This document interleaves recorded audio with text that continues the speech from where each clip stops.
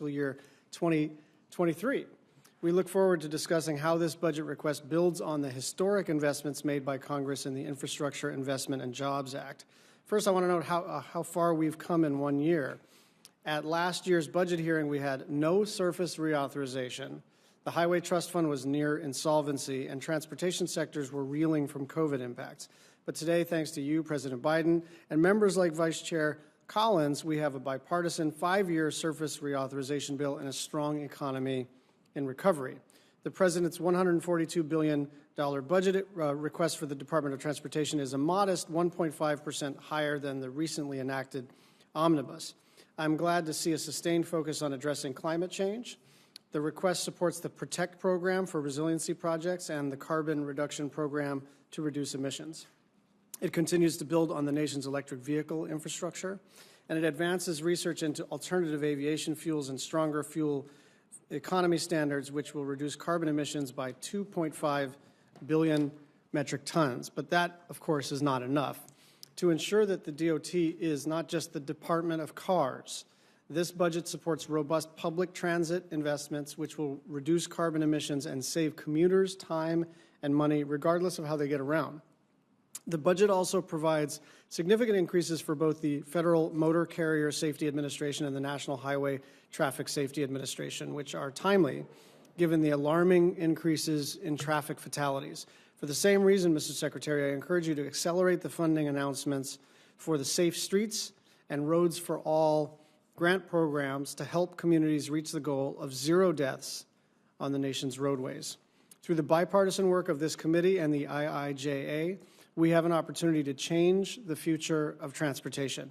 But in order to be successful, we will need to give marginalized and underserved communities a strong voice in decision-making. We also need to be more efficient in building the transportation systems that we need. It is far more expensive to build in the United States, despite our land and labor costs not being uniquely expensive.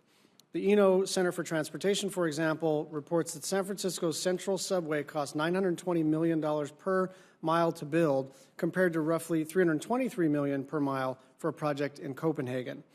It should not be 3 times more expensive to build a transit system in San Francisco than it is in Copenhagen.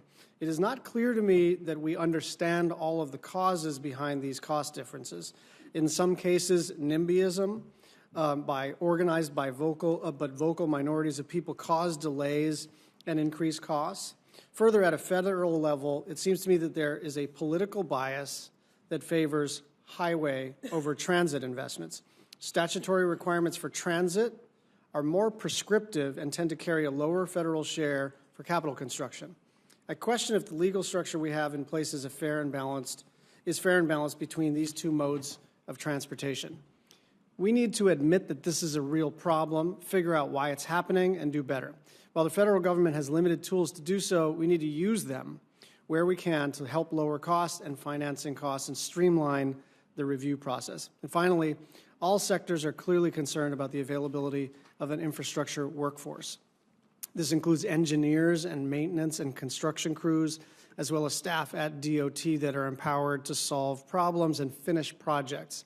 It's essential that we have a strong, capable workforce to realize the opportunities in front of us.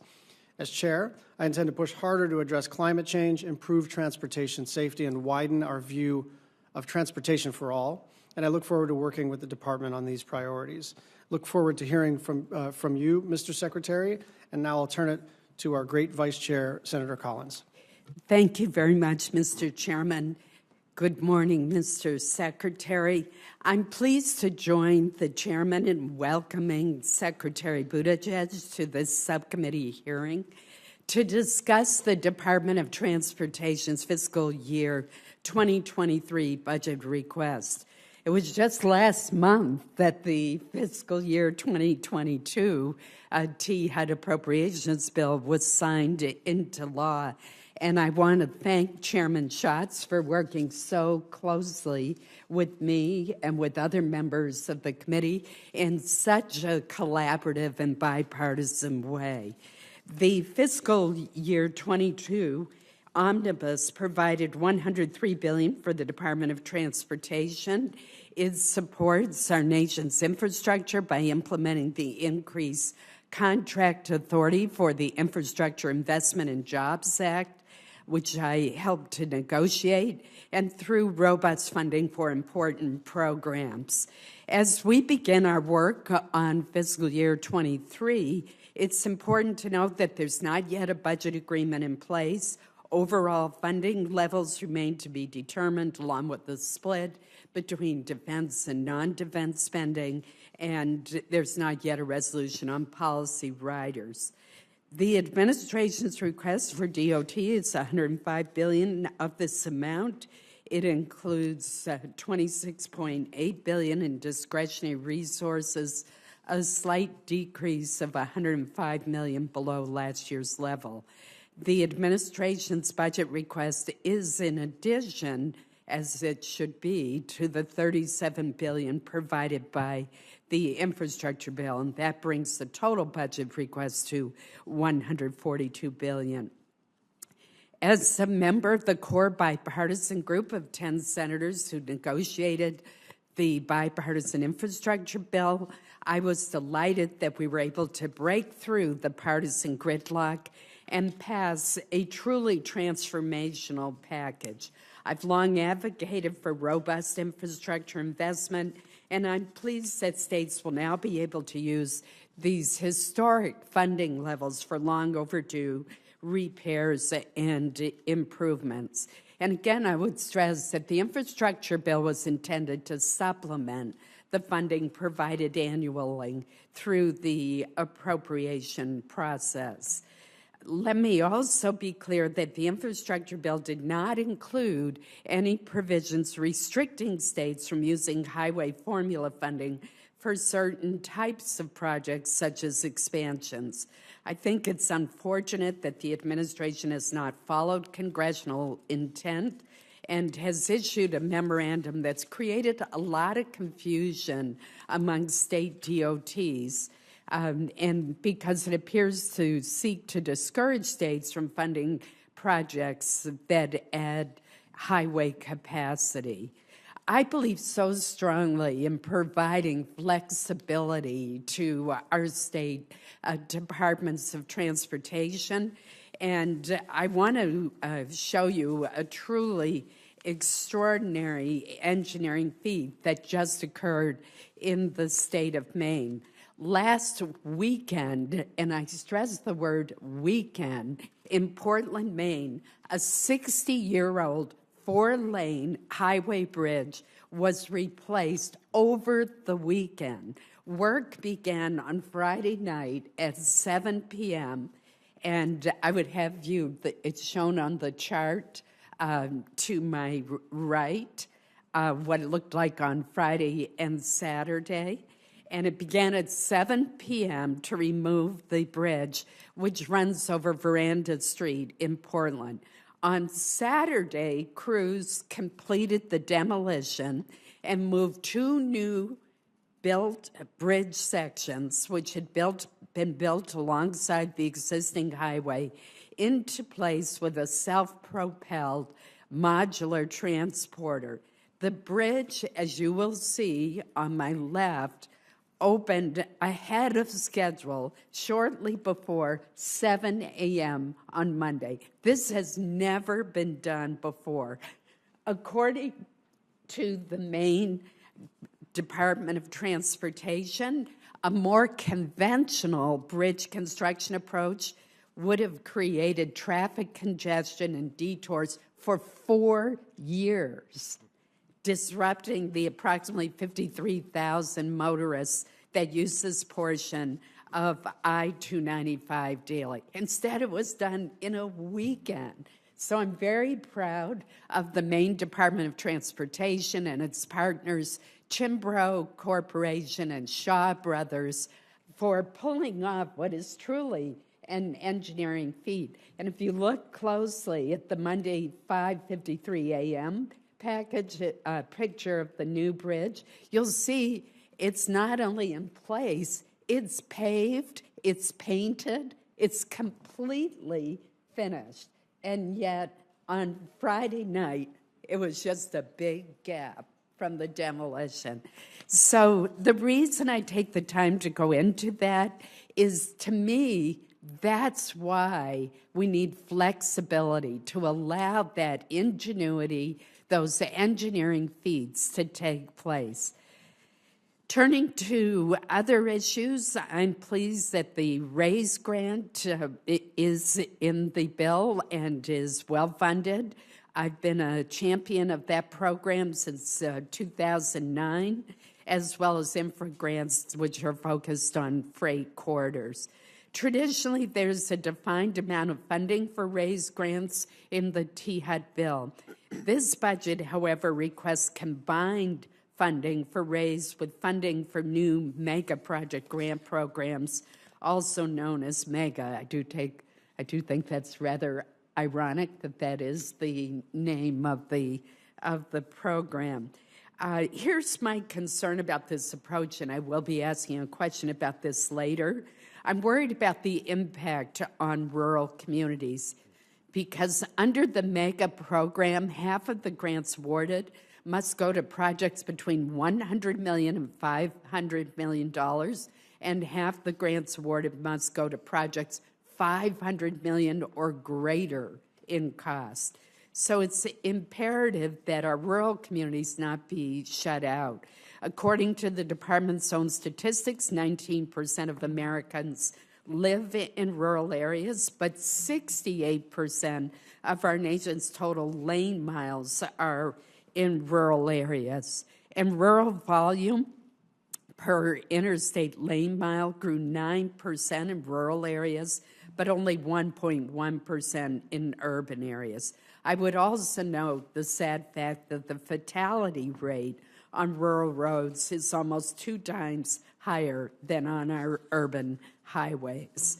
So these are some of the important issues I want to touch on today. I will be expressing, just last night, a parent came up to me and asked me about the C year at the Maritime Academy and whether her son would be able to graduate on time. There's also robust funding for the Essential Air Service, which is critical to rural communities. Again, as Mr. Secretary, I once again welcome you and look forward to discussing these issues with you. Thank you. Thank you very much, Vice Chair Collins. Secretary, please proceed with your testimony. Well, thank you very much, Chairman Schatz, Ranking Member Collins, and members of this subcommittee for the opportunity to discuss the President's fiscal year 2023 budget request for the Department of Transportation. I first want to thank the members on both sides of the aisle who delivered the bipartisan infrastructure law and the fiscal year 2022 Omnibus. Because of these historic investments, the Department is now in a much stronger position to help build the transportation future the American people need and deserve. One that's safer, more efficient, and more affordable for everyone, from families transporting kids to businesses moving goods. And we have acted urgently and responsibly to do just that. Let me offer just 2 examples. We recently saw the dramatic collapse of a bridge in Pittsburgh, where if it weren't for the divine grace of a snow day, there might have been school buses driving over that 8-story high bridge when it fell. In December, we were able to allocate the largest federal highway funding to states in decades, $52.5 billion, to improve roads and bridges. Another urgent priority for us is addressing the supply chain disruptions and accompanying inflation caused by the pandemic, while acting to ensure that our supply chains are resilient into the future.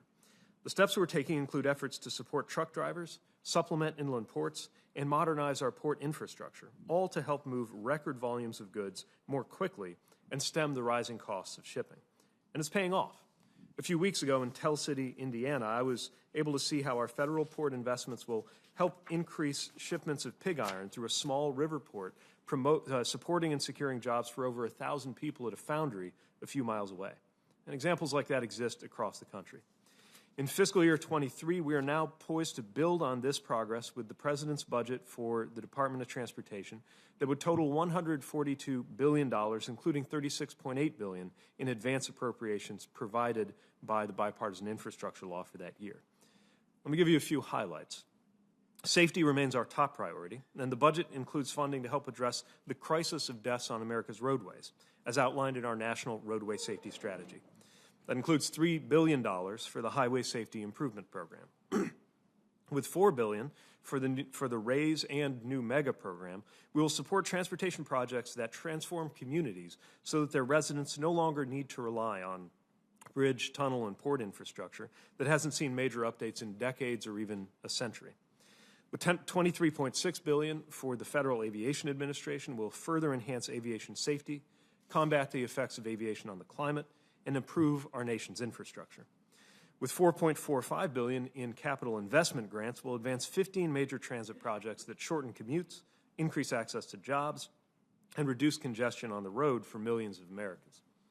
We'll invest $17.9 billion to reverse decades of underinvestment in intercity passenger rail and make fast, reliable train service available to more people. We'll provide $1 billion to build out a nationwide network of electric vehicle chargers so that Americans in every part of the country have access to the lower monthly costs of electric vehicles. We'll also establish our ambitious new fuel efficiency standards, which are projected to save the typical household hundreds of dollars in gas costs and prevent 2.5 billion metric tons of carbon dioxide from reaching our atmosphere. And to ensure good transportation is available on every block of our cities and every mile of our rural counties, we'll dedicate $111 million to significantly enhance the capacity of disadvantaged communities to access and execute the Department's financial assistance programs, and $350 million through a new grant program for rural communities. It's just a sample of the improvements the American people will experience when they drive, fly, ride, and shop, as enhancing our transportation systems directly helps lower the transportation costs of goods and services. At the Department, we understand that the tremendous opportunity we've been given to help modernize our country's infrastructure comes with a profound responsibility to use taxpayer dollars efficiently and wisely, and to make resources more accessible to state and local governments so they can build good projects well. This type of infrastructure transformation only happens at most once every generation, and it only happens if we work together. So I want to again thank you for demonstrating that democracies can deliver for the people that they represent, and for your work to ensure that the United States remains the global economic leader. And I look forward to discussing your questions. Thank you very much, Mr. Secretary. Several quick questions. You testified last year that the greenhouse gas performance measure rule would be out by last September. It was not. What's the latest? How quickly are we going to be able to complete that? So that rule is very important to us. We've been working through the process. It's now with OMB for review, and as soon as it gets through there, should be able to go out for comment. We hope very soon.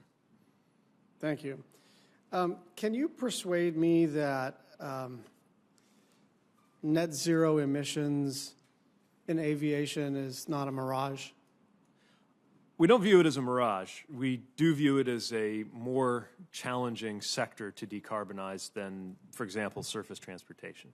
In the long run, the very long run, true not just net zero but zero emission aircraft would require alternative propulsion. But sustainable aviation fuels in the medium term hold the promise of allowing existing propulsion technologies to have a dramatically mitigated carbon impact through the much lower life cycle carbon emissions of those fuels. I think it's fair to say the use of those fuels is in its infancy, but part of this budget request includes $18 million to support the development of sustainable aviation fuels.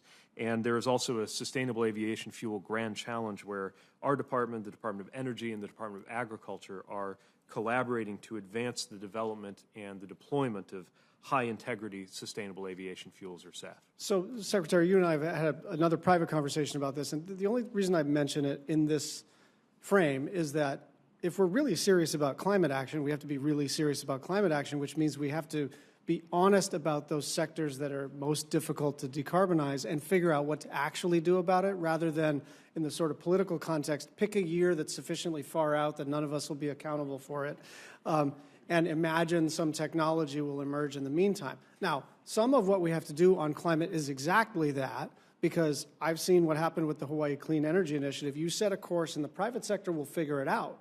So there's a balance here, and I don't want to say this isn't possible. I just want us all to admit how hard this particular sector is, because we are talking about aviation, right?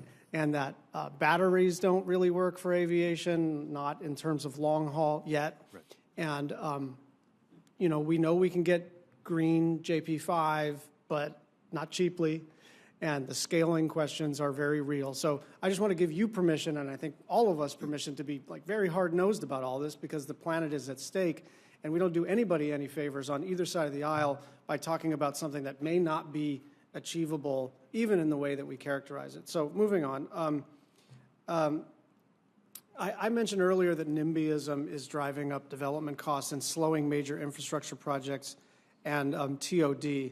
What can we be doing to streamline? And I'm particularly interested in the Interagency Infrastructure Permitting Improvement Center and the Federal Permit Improvement Steering Committee, because I think that's an underused venue to try to get some of these timelines aligned. Some of this has to do with, county and state law and ordinance, but some of this is something that we can fix through policy at DOT. So please give me your thoughts on that. Well, I agree that those bodies can play an important role, and want to recognize that the bipartisan infrastructure law creates some opportunities to improve the environmental review and permitting process, especially for transportation infrastructure that can actually realize benefits with regard to climate, impacts on underserved communities, housing affordability that interacts with transit, and more. I would mention a couple of things. One, the new environmental review requirements associated with major projects that are added by the law are coupled with things like the amendments in the infrastructure law that codified the concept of one federal decision in the environmental review and permitting process. So we're coordinating with all of the other federal agencies that are involved in that, and trying to make sure also that as we work to meet the statutory deadlines, for example, the 60-day implementation of the development of categorical exclusions, which is one of the first things that the bill required us to move, that we're also making use of tools like the Federal Permitting Dashboard, which is run by one of the two bodies you mentioned, the Infrastructure Permitting Improvement Center. For the first time, we're posting information on documented categorical exclusions onto the dashboard, and looking at other steps that can help provide transparency that allows good information to get out and allows the process to be navigated in a way that is not only about efforts to slow or stop, but efforts to improve and shape. And we think the more good information moves, the more we can see these review processes meet their, I think, their beneficial intent, which is to make the end result better rather than merely to stop things from happening. I don't want to assume that you're not already doing this, but I do just want to observe that this seems to be, squarely in your skill set. Former management consultant, former mayor. So I'd like your personal attention to this, because this is the kind of thing that is mundane. It's a lot of acronyms. It's a lot of, agencies no one's ever heard of, but it very much matters. And if we're going to get things done like Senator Collins showed over last weekend to get something actually built in a 48, 72-hour period, you need to clear the thicket, and I'm counting on you to help to do that. Senator Collins. Thank you, Mr. Chairman. Mr. Secretary, I mentioned in my opening statement the Federal Highway Administration's memorandum that discourages states from moving ahead with projects that add highway capacity, and instead indicates that federal funds should be used to prioritize projects that improve existing surface transportation needs. I know this is a major issue for Senator Capito, who was the co-author of the EPW title that was included in the bipartisan infrastructure bill, which clearly allows states to choose which investments they fund using their federal aid highway dollars. Congress clearly, on a bipartisan basis, rejected the idea that DOT is advocating for in the December memo. So I'm going to ask you a very straightforward way, will you rescind or revise that memo? So I would be happy to clarify the memo if it's continuing to cause confusion. But it was crafted in a way to take great care to emphasize the importance that anything that Federal Highway Administration does must be compatible with the law as written. And our intent and our practice is to do just that.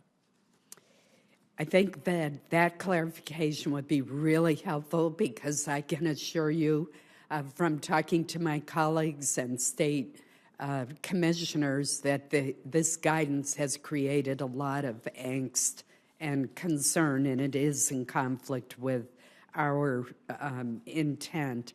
I want to next switch to the issue of mega projects versus raise grants. And as I said, I think combining funding could mean that all even or most of the funding is awarded to these gigantic projects which simply don't exist in smaller rural states.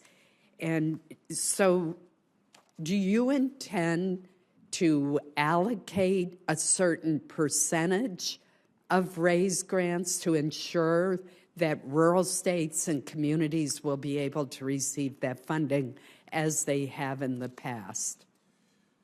So it's very important to us to make sure that smaller communities and rural communities get support from this legislation and from these programs specifically. And we've sought to not only meet statutory requirements, but go above and beyond where appropriate. And one example I would offer is that in the last cycle for the infra grants, I think legislatively there was a 25% set aside for rural projects. We wound up actually doing not 25, but 44%, so almost doubling that. Likewise, when we look at the combined notices of funding opportunity, in no way is that intended to diminish the access of smaller projects or smaller communities to the funds.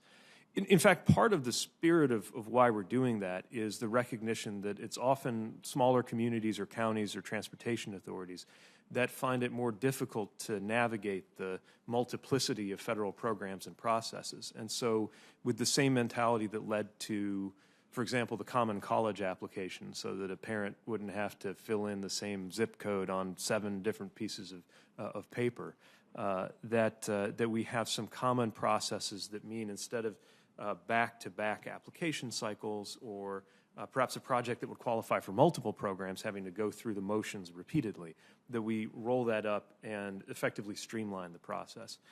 So my point is that that's aimed to be in the spirit of making this more user-friendly for all communities, including small communities. And you have my commitment that smaller and rural projects will not be shorted in the RAISE program or any other provided under the law. Thank you. I don't think I have time to start another question, so I'll wait for the next round. Senator Coons. Thank you, Chairman Schatz, Ranking Member Collins, and thank you for the very practical demonstration of what those of us whose hometown is enduring 2 years of highway and bridge replacement can only dream might happen throughout the country, but your focus on innovation and flexibility is greatly appreciated. And Mr. Chairman, thank you for your focus on both resiliency and climate adaptation, and frankly, being blunt about what's possible, what's necessary. I look forward to talking with you about sustainable aviation fuel, an area of particular interest to me. But Mr. Secretary, thank you. Thank you for your leadership of the department at this critical time. I'm going to focus on rail and transit, which I suspect doesn't surprise you at all. I'm grateful for a request that is robust. I'll be leading the letter for the Amtrak request to $3.3 billion. But I just wanted to focus on the relationship between the IIJA, the bipartisan infrastructure bill, and sort of year-over-year operating appropriations.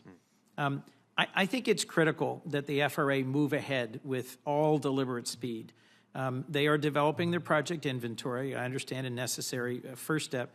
But help me understand how you're expediting getting money out there so that projects move forward swiftly, appropriately, and what's the impact if there is a cut in annual appropriations because of a misperception that the IIJA funding is supposed to be year over year?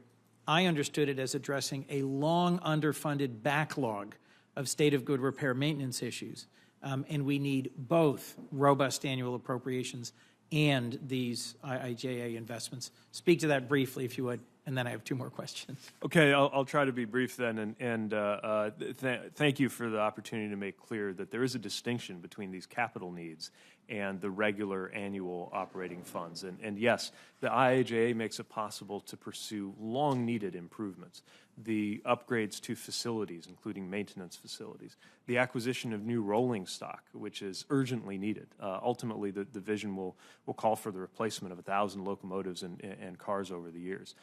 If there were to be some kind of shortage in another source of funding, that would set back this vision that's making it possible to enhance the reliability, the dependability, the frequency, and ultimately the speed of travel along these Amtrak routes. And it's very important to be able to support both the year-to-year operations and those capital needs. As someone who spends a great deal of time both on and with Amtrak in my home state and with the region, I think these investments are critical. In terms of climate, I'm pleased to see the President's budget emphasizes the key role DOT plays in mitigating climate and developing resilient infrastructure. We both served in local government in the decade that I was in county government. We had to face several 500-year flooding incidents and then respond and adapt. Delaware is the lowest lying mean elevation state and faces critical challenges from sea level rise. I'd be interested in your view in the $47 billion in resiliency investments that's in the IIJA. How do we implement that effectively in a way that looks at resiliency?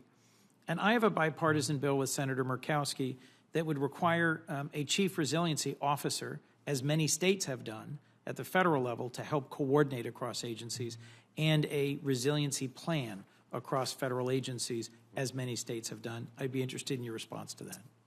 Thank you. The issue of resiliency is only going to continue mounting in importance, and too often we find that local and state transportation authorities have felt in the past compelled to, by the structure of our funding, to restore things to the way they were, even if they know that is restoring a vulnerable asset to a vulnerable condition. For example, a road that's being washed out frequently.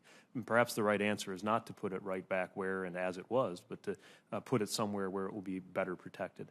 These are exactly the kinds of things that resiliency funds, such as the Protect grant program created by the IIJA, can support.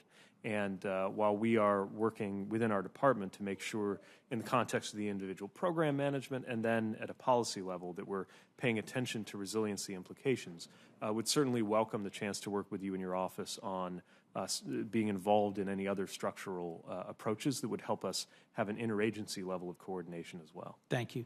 Last, the chairman raised workforce. I think all of us are concerned about workforce, particularly the highly specialized workforce that's needed.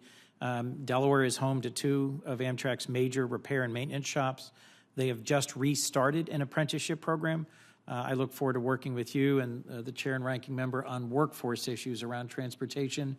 In every aspect of transportation, we face both the opportunity and the challenge of training and having available appropriate, skilled, organized labor to continue, at least in my state, to do the servicing that they've done for a century on Amtrak's rolling stock. Thank you, Mr. Chairman. Senator Capito. Thank you, Mr. Chairman. Thank the ranking member. Thank you, Mr. Secretary. This probably hasn't reached the level, although it is a letter to you.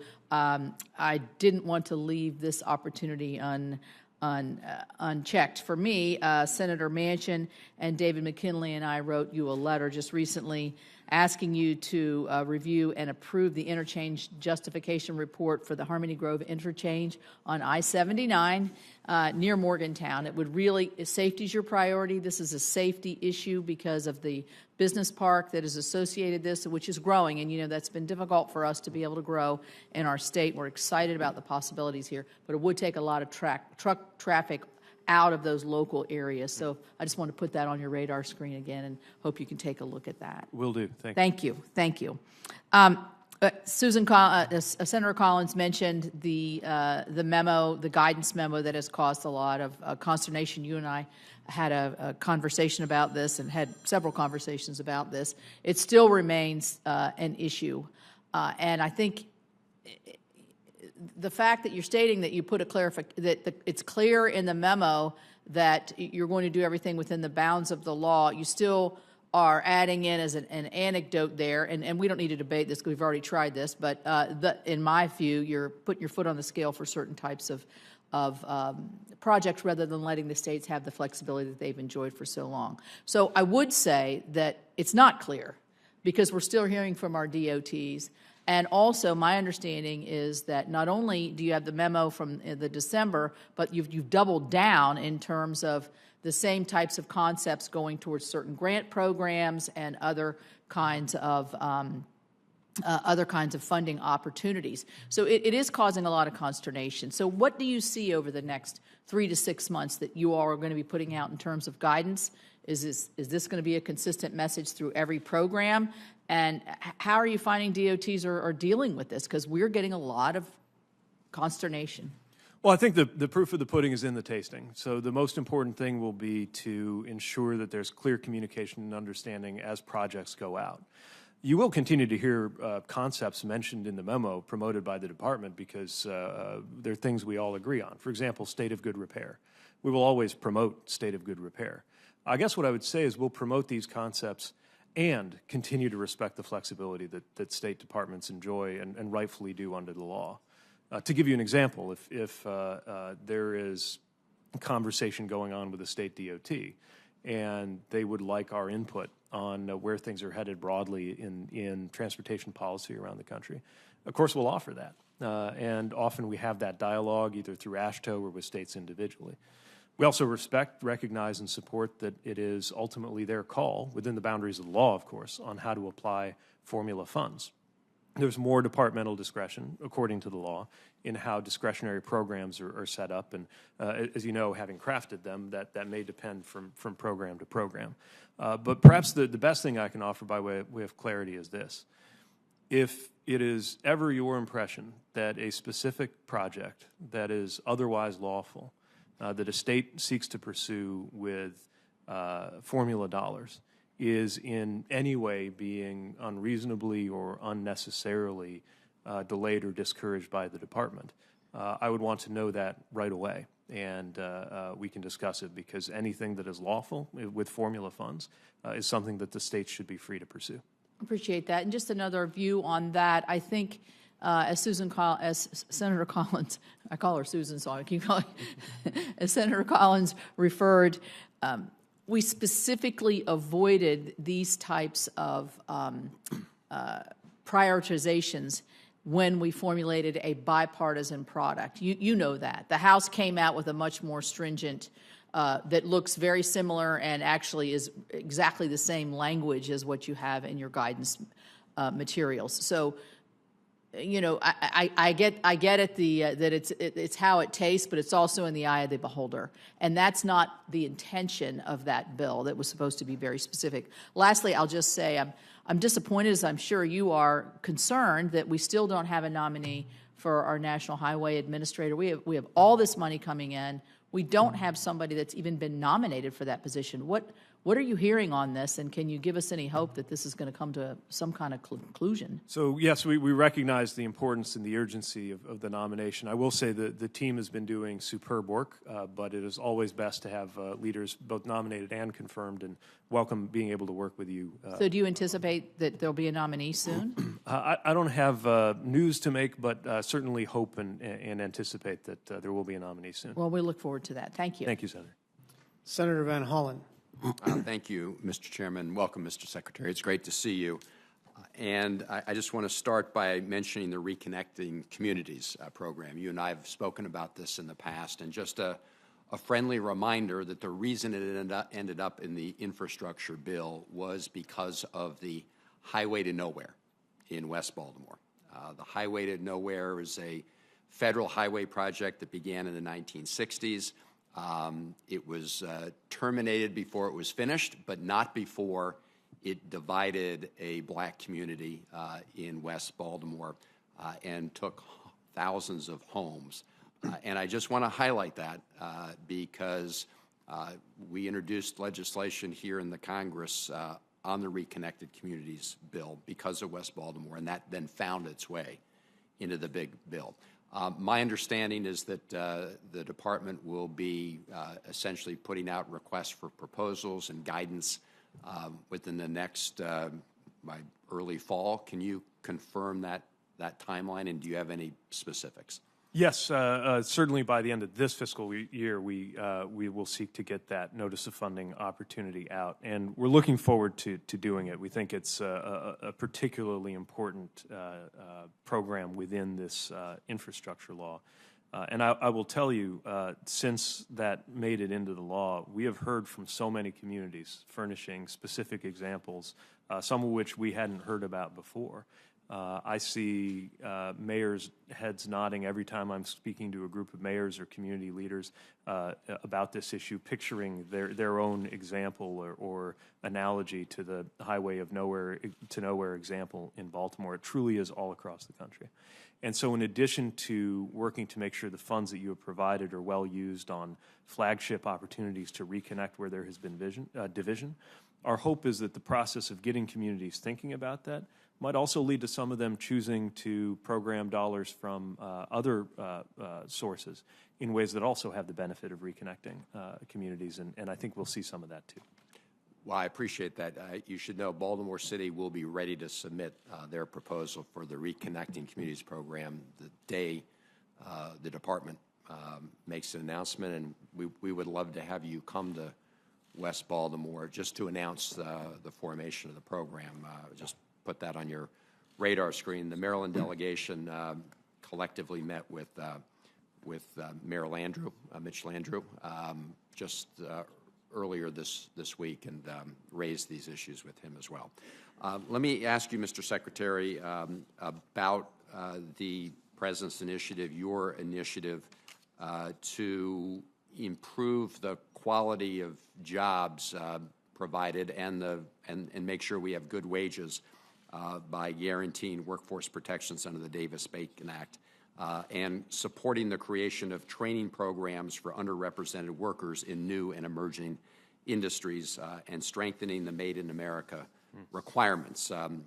As you well know, because you were signatory back in February, the DOT and Department of Labor signed an MOU to, quote, promote cooperative efforts between DOT and DOL to create and support pathways to millions of good-paying infrastructure and transportation jobs, with the free choice to form a union as historic investments ramp up as a result of the infrastructure law. Can you talk specifically about measures you're taking to implement that intent? Yes. So, in addition to ensuring that all compliance is met on things like Davis-Bacon, we also want to proactively take the opportunity to use some of the funds that are in the legislation as provided for by Congress to create those kinds of pipelines to good-paying jobs with the choice of a union. Just to take one example, one of our programs for transit, the low and no emission bus program, includes a requirement that 5% of that funding go specifically toward workforce. We've also engaged in visits and dialogue with some of the organizations, including unions, leading these kinds of apprenticeship programs. Just had the chance to visit one in Wisconsin, where they're taking the step of inviting high schoolers from around the state to a facility run by the operating engineers to give them a sense of the good-paying jobs that are waiting for them.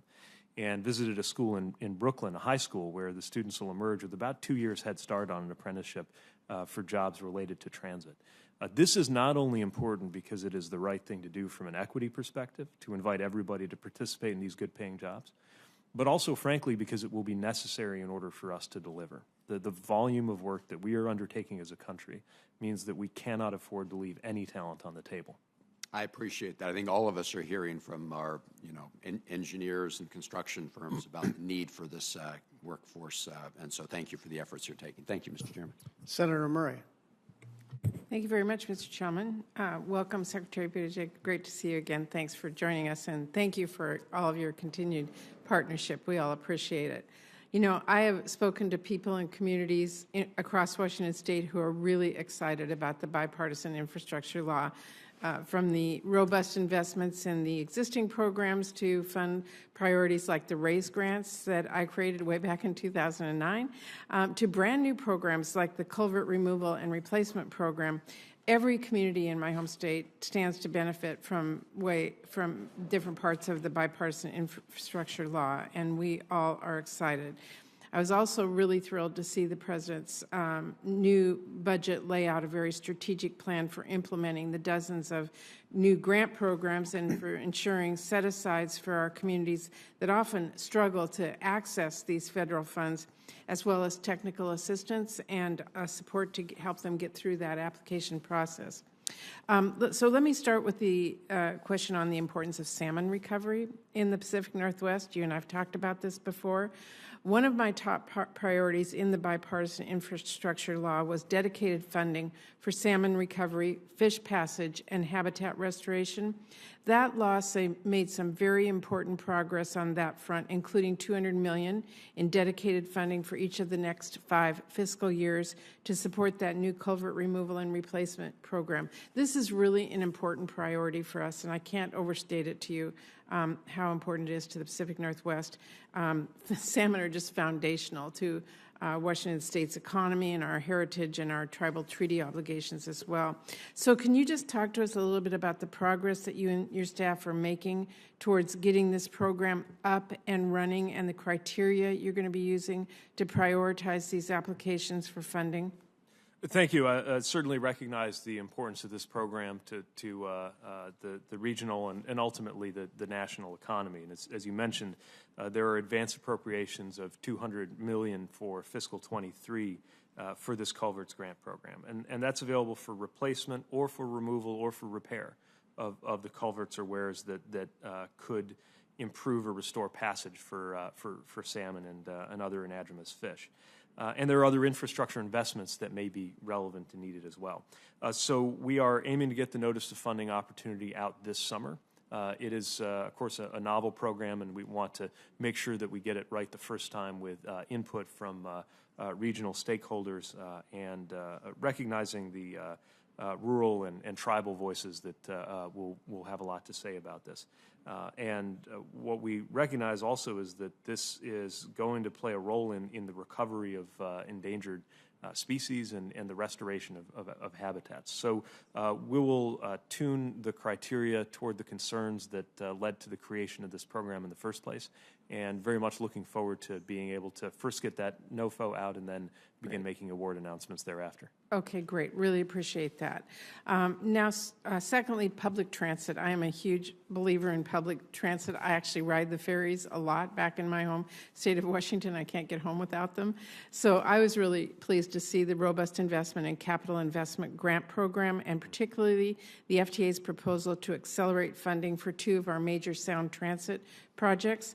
I can't tell you how important this is to the Puget Sound region, because at the end of the day, public transit is really about people and getting them to where they need to go and connecting them to jobs and opportunity. Sound Transit plans to secure FFGAs for 4 additional link extensions: West Seattle, Ballard Link, Tacoma Dome, and Everett Link.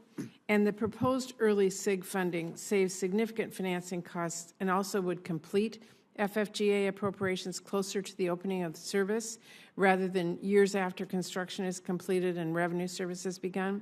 So given the historic investment in SIG in the bipartisan infrastructure law, I would really encourage the department and FTA to use those resources to fund projects like those earlier in the SIG process so they can better align with the opening of revenue service and allow good projects to capture that federal funding sooner, rather than waiting until a project has FTA engineering approval or a signed FFGA to maximize the investment that Congress provided. Well, thank you. We'll take that on board and certainly recognize one of the virtues of some of the funding streams that FTA has is their ability to provide some amount of certainty and runway to prepare for the future. And we know how much transit authorities value that. Thank you. Well, and just in closing, I really want to commend the administration for placing a really high priority on projects that reduce our carbon footprint and invest in cleaner transportation, and look forward to working with all of this. I know I have your phone number, you have mine, so we will stay in touch on all of this, and I appreciate it. Anytime you like, Senator. Thank you. Senator Manchin. Thank you, Mr. Chairman. And Secretary, thank you for being here. A high priority in my state is Corridor H. We've been trying to build it for 56 years. We have about 90% completed or either funded to be completed. We have that small percentage to be done yet, and we have funding in that for the infrastructure bill. The thing that we need help with is this. The language of the one federal decision language requires each project to have an agency that takes the lead on it. Sorry, okay, and that would be under, it's finishing a highway, so it would be Department of Transportation. We're hearing that those rules haven't been set yet or haven't been drafted, and it's supposed to be a 2-year deadline. A couple years might go by, but the money be spent before we even get to where you all can take the lead and help us. If you would look into that, we're just worried we're going to miss the opportunity to finish this highway. We'll make sure to look into that. Our intention has been to meet every step on the timeline, and we know how important that is for your state. Well, I think the one federal decision, you know, the way it's written, and we did that to expedite. Right. There was a reason, and there's going to be a lot of people fighting back. We've had everything. Like 56 years, you can tell they've thrown everything at us to slow it up. This is going to be great. It hooks I-81 into I-79, which is a tremendous going through the most beautiful part of our state, but it opens it up, which has never had transportation there. So I would really appreciate your help on that. And if you give us a lead person in your agency, we'd be happy to work with them on that. Let's go back to something that Senator Murray had talked about, supply chains. China is responsible for 80% of the world battery material processing, 60% of the world's cathode production, 80% of the world's anode production, and 75% of the world's lithium-ion battery cell production. They've actually cornered the market. And I've got to be very honest with you. What I see going on with Putin weaponizing energy, using it as a weapon in Europe right now, I'm afraid that China could do the same thing, and we're not up and ready to run. And I know that we have to decarbonize the transportation sector. It's one of the ones that we have the most concerned about right now, that we can do something. And I've been very big on hydrogen, but we have not put the money or put the research to hydrogen the way we have on EVs. And it seems that we're still going down that path. And there's a waiting list for EVs right now with the fuel price at $4. But they still want us to throw $5,000 or $7,000 or $12,000 credit to buy an electric vehicle. It makes no sense to me whatsoever. When supply and demand, and we can't produce enough product for the people that want it, and we're still going to pay them to take it, it's absolutely ludicrous in my mind. But I'm thinking we're getting ourselves tangled in a situation that we're not going to be able to supply the continued electrodes and anodes and cathodes and everything that's going to be needed for this product. So do you all have the same concern? Yes, we're following this closely, and I think it's a great example of one of the areas of manufacturing and capacity that we've got to do more of right here on American soil. You know, if you look at the timelines that the physicists have laid out on climate, some of them can, in terms of our action and our need to rise to the challenge, could arguably be measured in months rather than years at this point. And so we feel a sense of enormous urgency to accelerate not just the uptake of electric vehicles, but, as you note, their production and our productive capacity for them. One important thing that you mentioned was the processing capacity for these raw materials. So it's not only the stores of, let's say, cobalt or nickel, lithium, or some of those raw materials that are at issue, but their refinement. And sometimes it's actually the refinement piece that is most concentrated in a place like China. So we've been in close contact with the Department of Energy, just got a briefing on it this week actually, about what it would take for more of that to come onshore. Because we want to, as we say with just about everything in infrastructure, make sure that more of it's made in America, produced right here in America. And while we're also interested in the potential around hydrogen, we feel a sense of enormous opportunity, enormous urgency to deploy the technologies that exist and are on the market today and make sure that we get the absolute most out of that too. I just came back from Alaska, and then I was up on energy there, and I was over in Calgary and Saskatchewan, Alberta. And I truly believe that if with what we see happening in the world being changed a little bit as geopolitical unrest we have, to form a North American Energy Alliance. They have tremendous deposits of rare earth minerals, especially in Saskatchewan, in that province. And they're willing to partner up with us, and it's something we should be looking into. They have the ability to do a lot of refining up there also that we might not be in with our environmental concerns that we have in our state. We're going to have to get the environmental community on board as a team effort to make this happen. If I could throw one more thing at you, just my own little plug for Harmony Grove. A good friend of mine, Congressman McKinley from West Virginia, has been really leading the charge on this, and it's really something that's desperately needed. It's the interstate interchange on Interstate 79 Morgantown. It's called the Harmony Grove interchange. If your agency could look into that, all we're asking for is if it's doable, look into see if it can be fast tracked, that we can make something happen, or either be told we have to reroute something or do something differently. That would help us tremendously. I thank you for your involvement in this, and we're at tough times right now. We just need to get on the ball and get something done. And finishing a 56-year highway would be great. Well, we're in touch with your office on that. I know the sense of importance that's there, and I'll make sure to follow up and get a sense of the status. Thank you, Senator. Vice Chair Collins. Thank you, Mr. Chairman. Mr. Secretary, in December and January, the aviation industry came shockingly close to experiencing significant operational disruptions due to concerns regarding the rollout of 5G C-band services and the uncertainty about that effect on aircraft radio altimeters. My question to you is this. We know that the agreement that was reached is going to expire this summer. Do we anticipate there are going to be further disruptions? We're seeing passenger travel go up. We know that we have supply chain problems, and I'm very worried that we could be back in a situation for those approximately 5% of airports where 5G has not been turned on near them. Thank you for raising this. This continues to be a top concern and something that I'm personally very engaged in. We're in a much better place than we were in December and January, largely because we have much better dialogue and collaboration, not just among regulators, but among industries, and have been directly engaging with the airlines, the aviation equipment manufacturers, and with the telecom carriers to make sure that we're on a better path.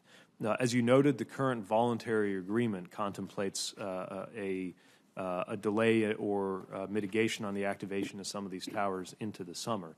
But we're going to have more work to do to make sure that that there is safe and economically beneficial coexistence of 5G C-band spectrum use and these radio altimeters.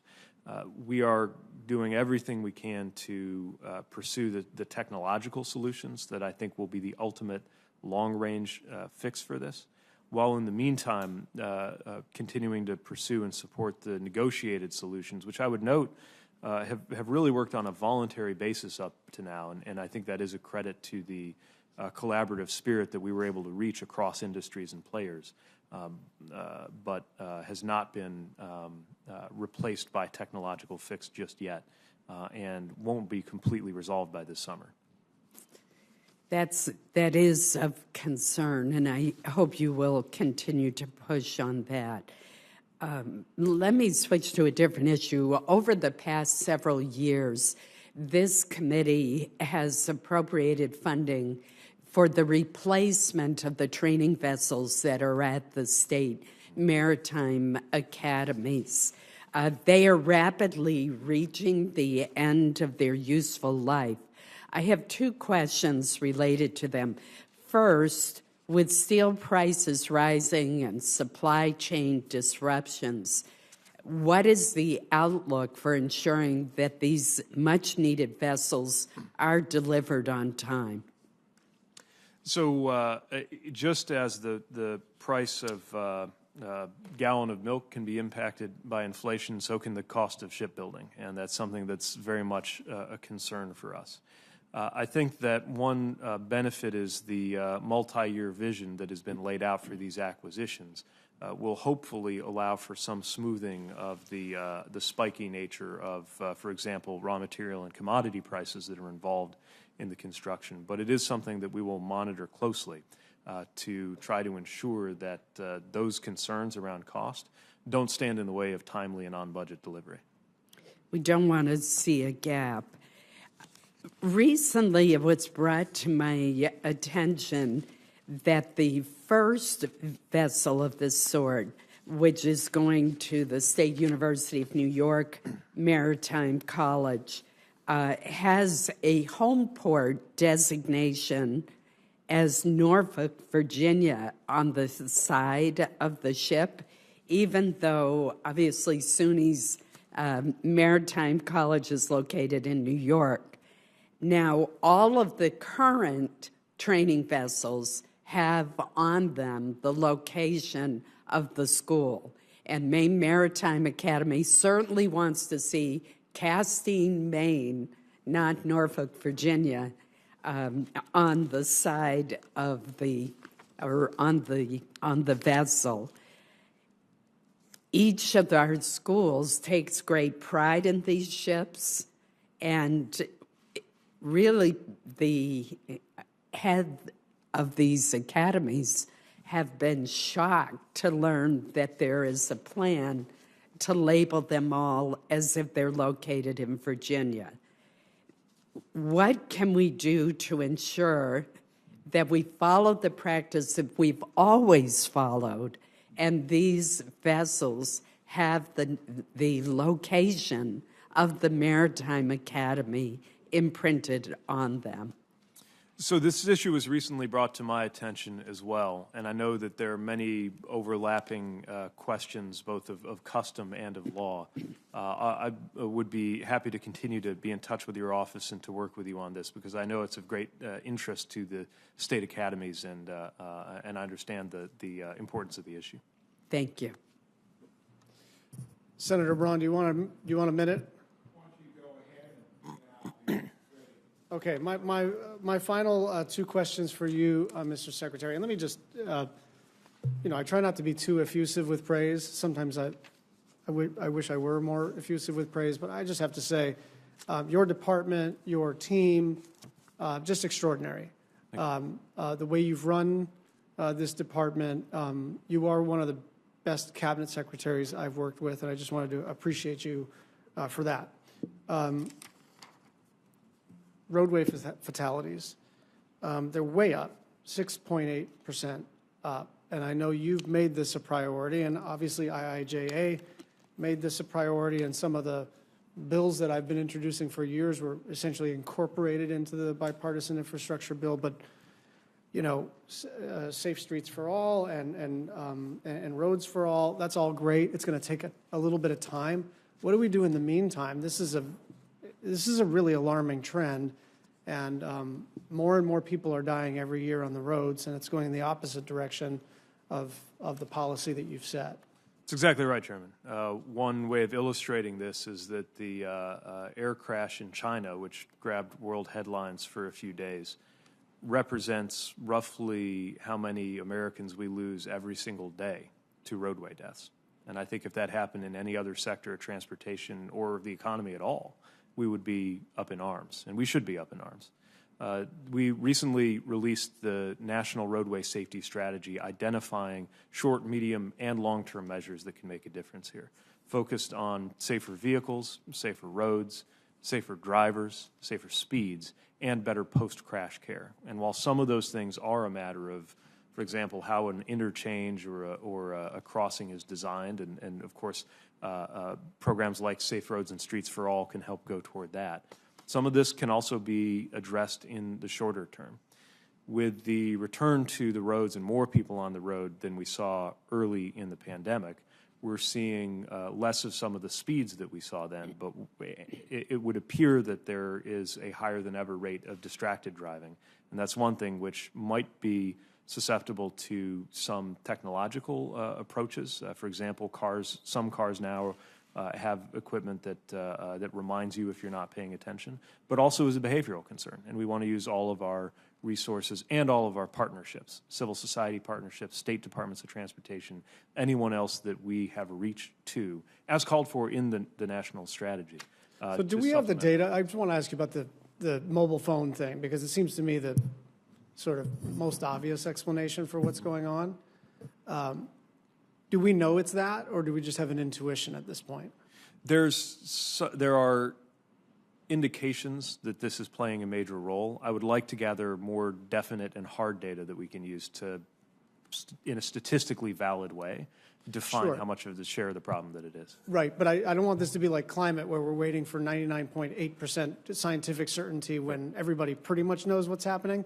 So we don't have any time. As you know, people are dying. So yes, let's get better fidelity and not just guess at this, but I think our instincts are going to be proven to be right. And then I do think there's probably a convening with the mobile carriers and with the app stores and all the rest of it and the autos to try to figure out what we can do to reduce distracted driving. I think that would be the lowest hanging fruit in terms of reducing pedestrian deaths. A final question for you.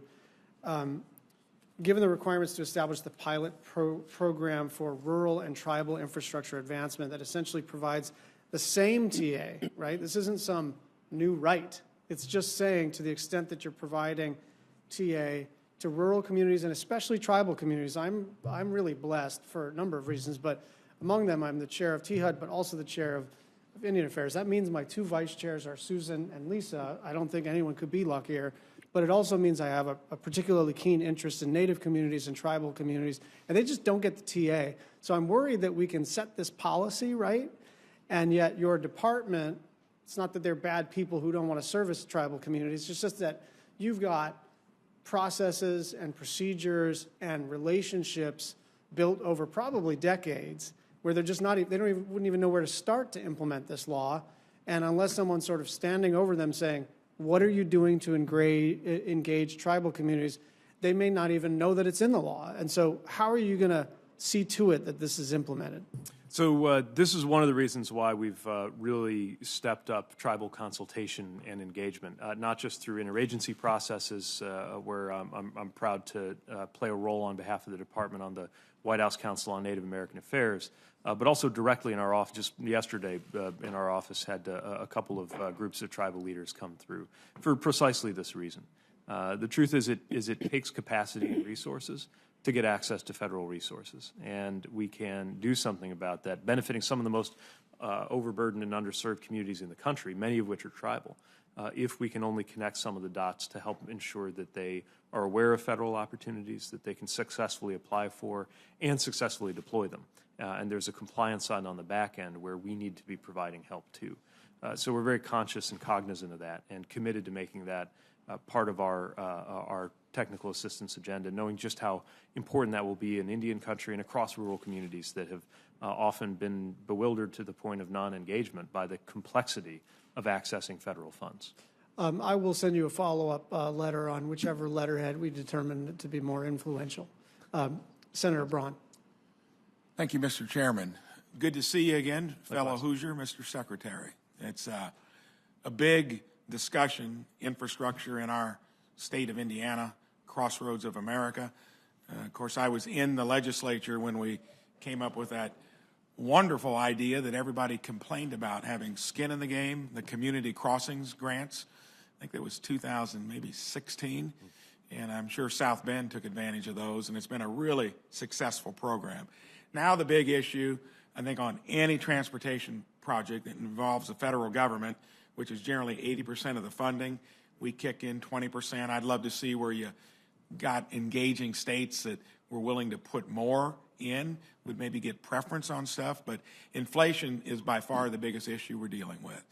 Macroeconomics of what we did out of uncertainty to put so much money into the economy, that cat is out of the bag, and I remember when my home mortgage was 10%, and I was lucky I didn't wait 3 years later, and it was could have been 18%. I don't know where all that ends up, but we do have the ability to lower costs by streamlining. In the Trump administration, and I'm one that wants to make sure that we, take care of Mother Earth along the way.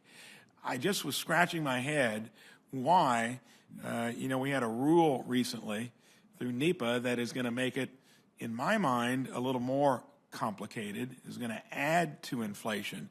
What was the need for doing that when we know a federal involvement adds 10 to 20% to any project that the state ends up doing, to where it looks like it's going to protract it, maybe invite litigation? I'd love to know the logic behind why we did that when we had something that seemed to be working pretty well? So I'm not sure I know which rule or adjustment to NEPA you have in mind, but broadly speaking, what I would say is that we want to make sure that the legitimate reasons why we have environmental review are balanced with the need for project delivery to be as efficient as possible. And there are a few things we're doing to address that. One, of course, the infrastructure law provides for a codification of some of the one federal decision concepts.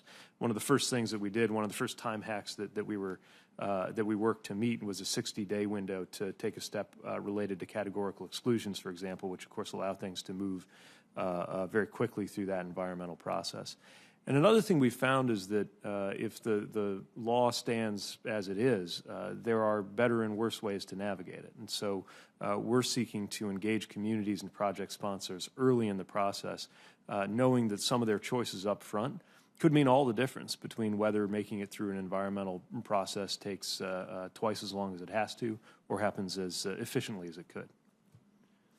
So back in 2017, the American Action Forum reviewed 148 projects. And this was right, I think, before there was some of the streamlining. And at that time, the collective cost was estimated to be $229 billion. And that's a large number compared to what we were actually spending on the federal side. So I'm hoping, you know what works in Indiana, and I think we mined the dollars pretty well. We were thoughtful back in 2017 and put a long-term funding plan out there based upon user fees, and that was politically even tough to do. I just really think that when we take added regulation and add it to what's already an inflated economy in terms of costs, that it's going to delay getting the critical infrastructure done. And just wonder why we'd want to add more to it at a time, you know, when inflation is now the #1 issue that we're dealing with. So the way I would view it is that we need to meet a high standard of accountability and have all of the checks and balances that go into that, and marry that with a high standard of efficiency. And I would hearken back to the chairman's introductory remarks about how much more expensive projects in the U.S. tend to be compared with, for example, projects in Copenhagen. And one of the things that makes clear is that it's not any less of a commitment to environmental and labor standards in some of those other countries that could fully account for the difference in cost.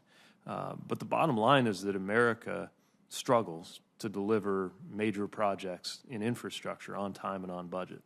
And anytime any of the reasons for that are under our control as an agency, I'm going to go after them energetically, because our responsibility now that Congress has entrusted us with $1.2 trillion worth of funding, about half of which is for transportation, we have to make sure that the American people experience $1.2 trillion worth of value, and we know that won't happen on its own. And finally, with the good common sense that I think both of us bring from a state like Indiana, I can tell you it's not a good business plan in the long run if our balance sheet keeps getting projected into more and more debt. The trick in life is to allocate scarce resources, stick within something closer to a balanced budget. And it was disheartening to see recently that President Biden put a blueprint out there that takes us from our current $30 trillion in debt to $45 trillion. That's not a good long-term business plan, because somehow we got to find how to live more within our means, prioritize maybe defending our country, infrastructure, getting our entitlement programs where they're going to be there for people that depend on them. That's not going to be what happens if we don't somehow find ways to reduce things and live within a budget that we're actually doing, and don't add debt down the road as far as we can see.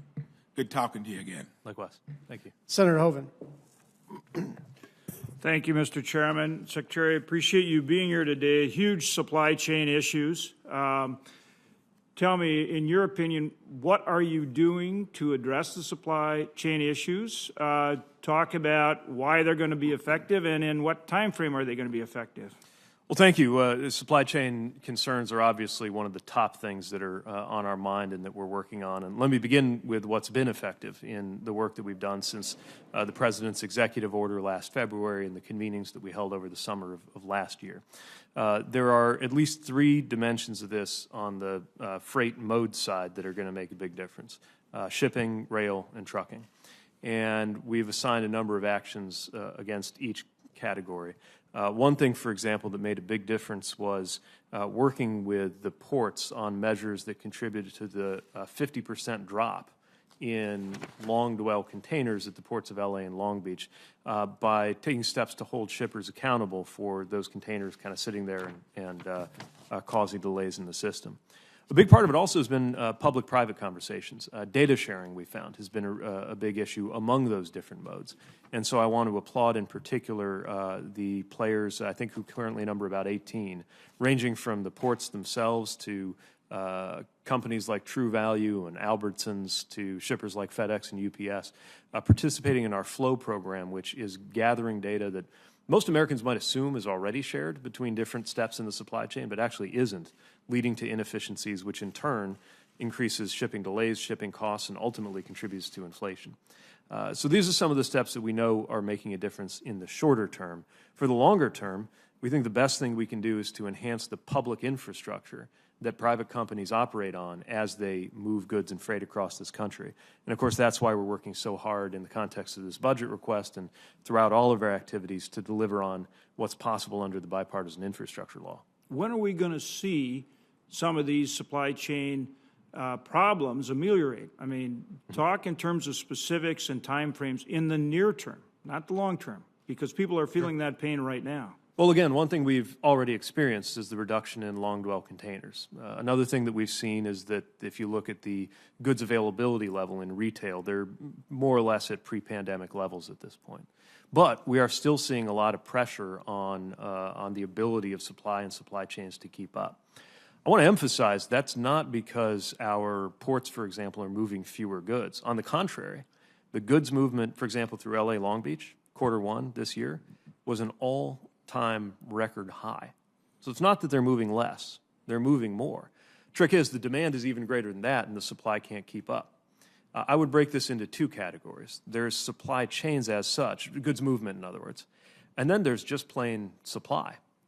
When you look at some of the news about shutdowns in China, for example, that creates a whole other set of issues because you can't ship something that hasn't been produced. And that's one of the reasons why the President and the administration are placing such emphasis on building and making more things in America so that a supplier or a customer never gets the answer when they're wondering why something isn't ready, that it's sitting on a boat waiting to come over from China. You mentioned, though, containers. Our farmers are having a terrible time getting access to containers because in many cases they're going back empty rather than with product, which is why I joined with Senator Thune, Klobuchar, and others, and we passed the Ocean Shipping Container Act through the Senate. We hope the House will concur with it, but giving the Federal Maritime Commission more authority, but we've got to get access to these containers and not have them going back empty. What can we do about that? This is a great point, and our view is that Ocean Shipping Reform Act could make a real difference here. In the meantime, we're taking steps like working through that data exchange I mentioned to try to make sure it's more clearly communicated when the last chance is to get a container loaded or filled so it doesn't go back empty, and measures like the temporary container yards. We partnered with Georgia to make that possible for Savannah. I think Oakland is undertaking the same practice, noting, as you said, that this is important not just in terms of being able to get consumer goods shipped in, but being able to get our agricultural exports shipped out. What are you doing specifically to make sure that the trucking is coordinated with the ports and the containers, the rail and the shipping, so that we keep increasing this throughput? You saw GDP growth last quarter was negative, and that's due to a number of things, but one of which, including inflation, but all that also is part of these supply chain issues. Great point. And Those often- three, how are you bringing those three together? Yeah, Because so- that's very important. Right. So I mentioned the ports action plan and the data sharing piece. I appreciate you raising the trucking issue, which is a very big one. Part of this is a labor issue. So the availability of truck drivers. My department estimates 300,000 people leave that career every year, and we just can't afford that. Not when the ATA says that we're short 80,000 people. Expediting getting people into those trucking jobs would really help. But back to the questions that Senator Braun was asking, we've got to cut, we can't have more regulation red tape. We've got to cut through this. Agreed, and hopefully that means you'll be pleased to hear about our work with state DMVs to reduce the red tape associated with CDLs, not compromising on the standards of safety, of course, but just making sure the process is less burdensome so we can get people safely into those driver's seats. Thank you. Thank you, Mr. Chair. Mr. Secretary, thank you for coming today to discuss the fiscal year 2023 budget request. The hearing record will remain open until Friday, May 6th, to allow members to submit additional questions for the record. This hearing is now adjourned. Thank you, Chair.